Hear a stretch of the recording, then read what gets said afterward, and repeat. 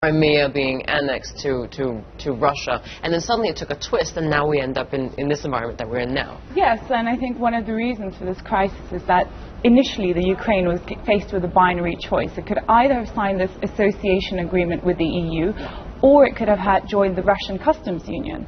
Now, at the very last minute, just as the Ukraine was about to sign this agreement with the EU, Putin stepped in and made an offer of a $15 billion aid package to the Ukraine, and of course the Ukrainian economy is in dire straits, which is why they then turned to Moscow. And only now, after the protests have started, has the EU been prepared to match that.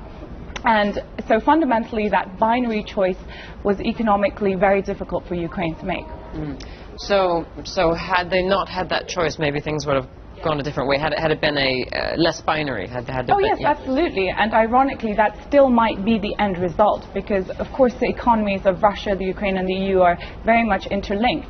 So if there is a negotiated settlement, which is still possible, then ironically Ukraine might be given a deal where they can do business with both the EU and Russia. But why look at it from the EU perspective, and here I'm going back 2 or 3 months, why look at it, or even longer, why look at it as an us or them type environment? I mean, Ukraine, given the history and given the makeup of the people there, many still being with Russian links or Russian speaking, why wouldn't they make it less binary? Well, absolutely, and that's, I mean, a criticism that's now been leveled against the EU, that they need to rethink its enlargement policy, and of course that if you station NATO at the borders of Russia, an autocrat like Putin has to act and has to respond. Now, the interesting thing now is that this war of words has escalated, but all the EU has done so far is taken targeted sanctions on individuals, not a broader economic sanctions, and of course many countries in the EU are hesitant because it would hurt them